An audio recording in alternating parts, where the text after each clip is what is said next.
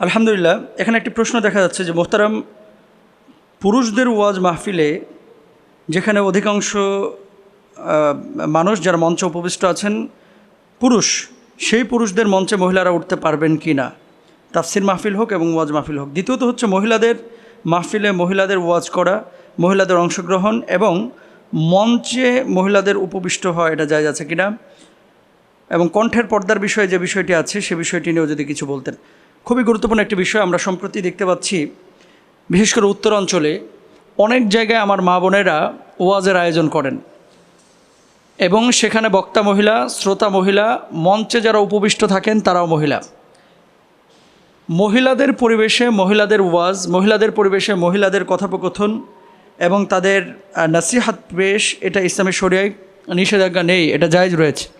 তবে কাইফিয়ত, যেটা আমরা বাংলাদেশের মানুষ যেভাবে ব্যবহার করছি, কাইফিয়তের ক্ষেত্রে সমস্যা আছে। সমস্যাটা হলো কি, এখন মহিলাদের ওয়াজ নিয়ে অনেকে ইউটিউবে ছাড়ছেন, এটা কোনোভাবেই কিন্তু উচিত হবে না এবং এটা জায়েজও নয় অধিকাংশের মতে। কেন?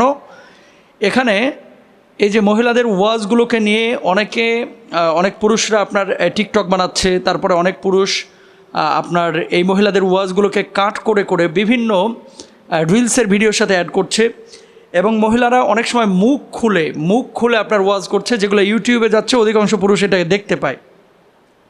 ইসলামী শরিয়ার ভাষ্য অনুসারে আপনারা জানেন গত 2-3 বছর আগে এই মাসালাটা নিয়ে অনেক বেশি নাড়াচাড়া হয়েছে আমাদের দেশে। একজন স্কলার বলেছিলেন যে মুখ খোলা যাবে, আরেকজন স্কলার বলছেন যে মুখ খোলা যাবে না। ফিতনার আশঙ্কা যদি থাকে তাহলে অবশ্যই সেক্ষেত্রে মুখ খুলবেন না।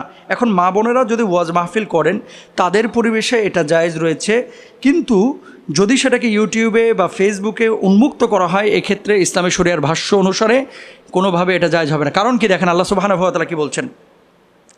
আল্লাহ সুবহানাহু ওয়া তাআলা বলছেন লা তারফাউ আসওয়াতাকুম। যদিও রাসূল আকরাম সাল্লাল্লাহু আলাইহি ওয়াসাল্লামের সামনে আদব রক্ষার্থে এই কথাটি বলা হয়েছে যে তোমরা তোমাদের আওয়াজকে উঁচু করো না। এবং মেয়েদের যখন প্রেজেন্টেশনটা, আপনাকে যদি কোনো মেয়ে যদি জিজ্ঞেস করে আপনার নাম কি, আপনি স্বাভাবিকভাবে সরলভাবে বললেন আপনার নাম আব্দুল্লাহ। একজন নারীকে যদি আপনি জিজ্ঞেস করেন যে আপু আপনার নাম কি এবং আপনি থাকেন কোথায়, তাহলে সেই মেয়ে কিন্তু স্বাভাবিকভাবে উত্তর দেবে না। ইসলামী শরিয়া কি বলে, কর্কশভাবে সেই পুরুষকে জবাব দেবে এবং উত্তরটা দিবে কর্কশভাবে। কেন? যাতে করে শ্রুতিমধুর শুনিয়ে কেউ কোনো পুরুষ তার প্রতি আসক্ত হয়ে না যায়। আমাদের সমাজে যেটা হয়, অনেক সময় মেয়েদের প্রেজেন্টেশনটা অনেক স্মুথ হয়।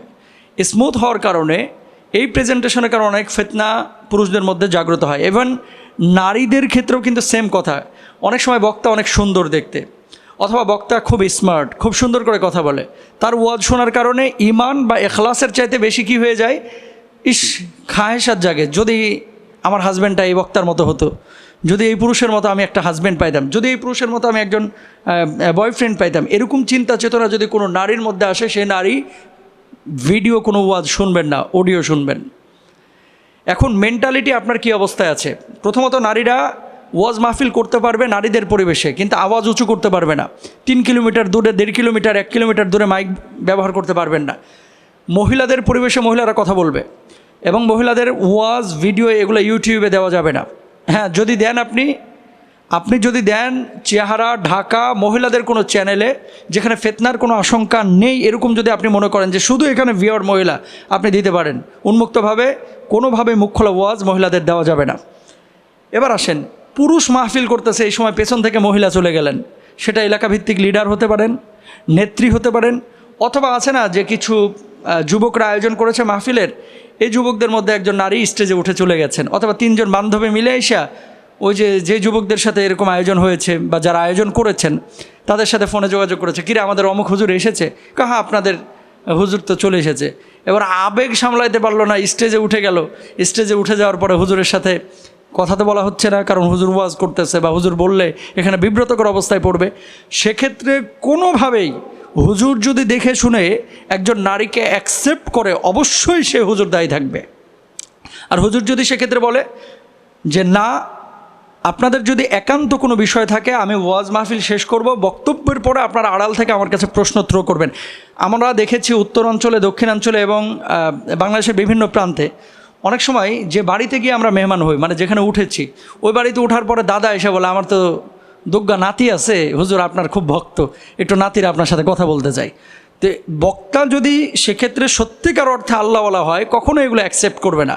দেখেন, আপনি আল্লাহকে খুশি করার চেষ্টা করবেন, পৃথিবীর কোনো টিকটকার নারীকে না, অথবা কোনো মেয়েকে না, অথবা কোনো ছেলেকে না, কোনো মানুষকে খুশি করার জন্য কিন্তু আপনি ওয়াজ করতে যান না, গেছেন আল্লাহকে খুশি করার জন্য।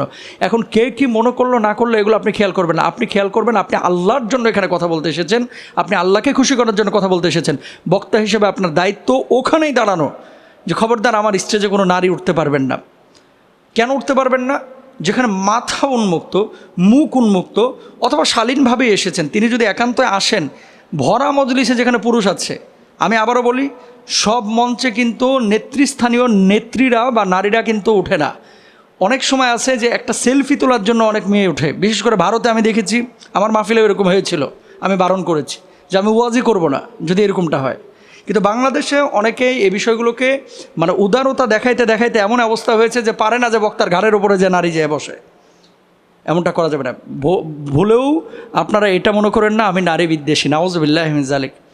আল জান্নাতু তাহতা আকদামিল উম্মাহাত, মায়ের পায়ের নিচে পুরুষের বা সন্তানের বেহেশত। নারীকে আল্লাহ তাআলা সম্মান দিয়েছেন, পুরুষকে এতটা সম্মান আল্লাহ সুবহানাহু ওয়া তাআলা এভাবে বলেন নাই। রাসূল আকরাম সাল্লাল্লাহু আলাইহি ওয়াসাল্লাম বলছেন তোমার মায়ের পায়ের নিচে তোমার বেহেশত। নারী সে তো ঝিনুকে লুকানো মুক্তার মতো, নারী সে তো মায়ের জাতি, নারী সে তো থাকবে পর্দার মধ্যে, নারী সে তো থাকবে আপনার ইন্টেন্সিভ কেয়ার ইউনিটের মধ্যে। কিন্তু নারী যখন এভাবে কোনো উন্মুক্ত স্থানে চলে যাবে, অবশ্যই সেখানে ফিতনা ঢুকবে। এবং দিনই যে মাজলিস বা হালাকা, এগুলোর উদ্দেশ্য কী? মাহফিলগুলোর উদ্দেশ্য কী? মানুষকে সংশোধন করা। এখন মাহফিলের মধ্যে এই যে মেলাগুলো হয়, অনেক সময় অনেকে মাহফিলে বিশ্বাস করেন লিপস্টিকও বিক্রি করে, এবং এমনও দেখা যায় যে মেয়েদের ইন্টারনাল কিছু বেচা কিনাও কিন্তু এখানে হয় এই মাহফিলের ওই যে বিভিন্ন মেলা যে হয়ে থাকে। তো এটা কি মাহফিল নাকি মেলা আপনাকে বুঝতে হবে। যদি ইখলাসের নিয়তে আপনি তাফসির মাহফিল করেন, সেখানে অবশ্যই শালীনতার সাথে পর্দার সাথে আমার মা বোনেরা অংশগ্রহণ করবে, তাদের জন্য যে প্যান্ডেল আছে সেখানে যাবে। কিন্তু কোনো মা বোন এভাবে বক্তার কাছে যাবেন না, মঞ্চে উঠবেন না, পুরুষের সামনে নিজেকে জাহির করবেন না, প্রকাশ করবেন না। আল্লাহ সুবহানাহু ওয়া তাআলা সন্তুষ্টির জন্য করলে আল্লাহ রাসূল সাল্লাল্লাহু আলাইহি ওয়াসাল্লাম যেভাবে হালাকা করেছেন, যেভাবে বলেছেন, সেভাবে আমরা করার চেষ্টা করব। খবরদার কেউ ভুল বুঝেন না যে আমি নারীদের বিপক্ষে গিয়েছি। নারীরা যাবে অবশ্যই নারীদের পরিবেশে। যখন বাথরুমের প্রয়োজন হয়, নারীরা দেখবেন যে এই যে মহিলাদের জন্য আলাদা বাথরুম, পুরুষের জন্য আলাদা বাথরুম কেন রাখা হয়? কারণ এটা নারীর সাথে যায় না, পুরুষের বাথরুমে নারী যাবে। তো মাহফিল মঞ্চে যেখানে পুরুষ আছে সেখানে নারী কীভাবে ওঠে, যেখানে নারী আছে সেখানে পুরুষ গিয়ে কীভাবে ওঠে? এটা দ্বীনি মাজলিসের বৈশিষ্ট্য হতে পারে না। আল্লাহ সুবহানাহু ওয়া তাআলা আমাদের সবাইকে আমলের নিয়তে কার্যক্ষেত্রে বাস্তবায়িত করার তৌফিক দান করুন, আমিন।